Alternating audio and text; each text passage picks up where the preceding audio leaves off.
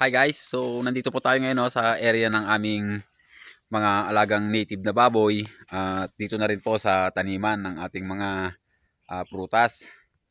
So kaninang umaga, nagpapakain po ako dito. Nasira na yung ano dito, yung pinakakahoy. And talagang pasira na rin itong kulungan. So baka makawala po yung ating baboy dito. So mailap pa naman. Mas minabuti ko na lang na ilipat sila pati yung mga nandito. At nandito na po sila lahat, pinagsama-sama ko na po sa ating range. Ni-repair po natin kanina para hindi po makalabas yung mga mas maliliit. So mamaya siguro pagkatapos natin kumain, dito tayo banda rito magre-repair. Baka sumiksik sa dyan dahil maliliit pa yung iba. So ayusin po natin yan mamaya. And dito si Bor, kinulong ko muna siya dito kasi masyado siyang territorial, no? And pati yung isang inahin natin, inaaway niya po yung ating mga bagong salta dito. And kahit itong ito is anak lang to, bali siya yung pinaka-alpha ngayon dito sa loob, bali yun is nanay niya. So yung nanay niya takot na sa kanya. And yung boar nating maliit, so ayan, kumakain.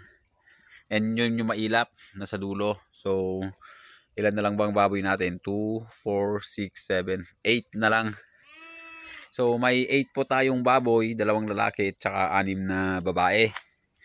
So, pinagsama-sama na po natin sila lahat.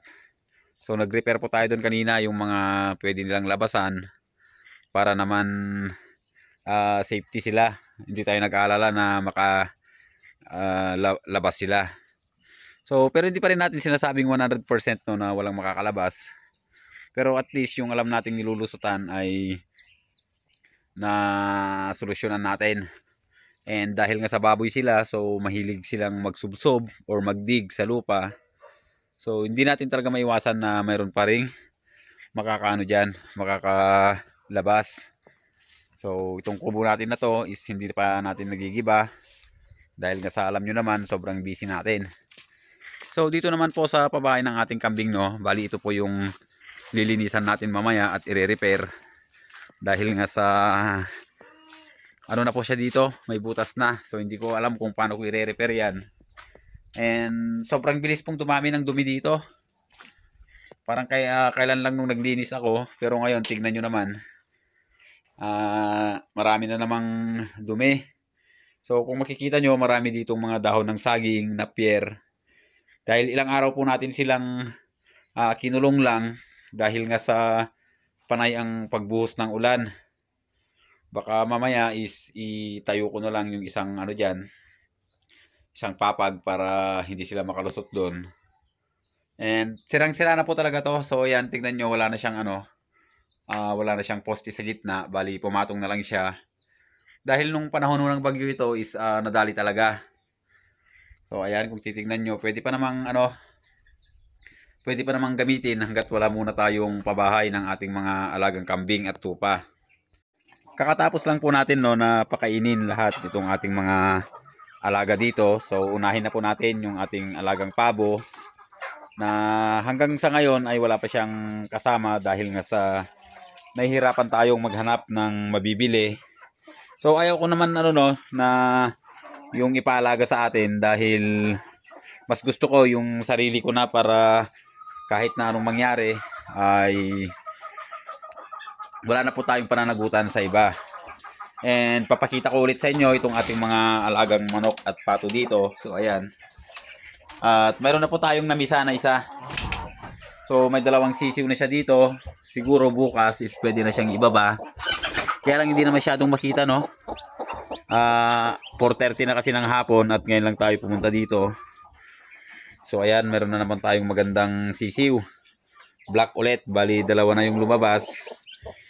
And yung ibang manok natin kanina nakawala. So buti na lang mabilis silang papasukin. Nilagyan ko lang ng pagkain dito sa loob. Pumasok agad sila and binilang ko sila. Okay naman yung ating mga alaga. And gusto ko na rin pong ipakita sa inyo yung ating ginawa kahapon. Kahit na hindi natin naituloy ngayon dahil nga sa naglinis tayo sa kulungan ng ating baboy at saka sa pabahay na rin ng ating mga alagang kambing. So ayan, makikita nyo may net na po siya dito. At hindi pa siya totally tapos dahil nga binigyan muna natin ng daan yung paglilinis natin sa ating pabahay ng baboy at saka ng ating kambing. So mabaho na kasi sa kambing, no. So naglagay po tayo ng net dito. So meron na rin dyan sa side. Tapos dito may net na rin. So ibig sabihin kahit dito na tayo sa labas magbigay ng pagkain nila at saka inumin ay wala na akong problema. Dahil nga hindi naman na makakapasok dito yung iba nating mga alaga. Dahil ito po ay hindi pa hindi pa ito yung talagang pintuan niya. Gagawan natin siya ng sariling pintuan para hindi na ho makapasok dito yung ibang natin, and maiwasan din natin yung pagpasok ng predator. At hindi po natin sinasabi na hindi na talaga makakapasok. At least meron man lang harang para hindi naman open na papasok na lang yung mga predator dyan. And ipapakita ko na rin itong ating mga alagang sisiw. So makikita nyo napakalulusog nila. Ayan, yung iba umiinom, uhaw na uhaw. And itong isa is papakawalan natin siguro pagka nalagyan na natin ito lahat ng net. So hanggang dito kasi yung balak natin na ilagay na net sa pinto na to. And dito ko binabalak na yung mga sisiw natin na ganyan kalaki is papakawalan natin dito. Tapos habang wala pang kulungan yung ating mga alagang pato, dito muna natin sila ilalagay. At dito naman maglalagay din tayo dito ng net hanggang doon palibot para yung mga maliliit nating Muscovy ducks dito natin sila ilalagay. And kung mapapansin nyo dyan sa part na may butas is magiging pintuan din po yan, papasok dito sa area na to. And bukas hopefully ito na po yung matatrabaho natin. Lalagyan na natin ng net dito sa area dito, and maglalagay tayo ng pinto siguro dito para maging organized itong ating pabahay ng mga alaga. So ayun, di tayo nakapagtrabaho ngayon dito sa area natin dito. At itutuloy natin bukas.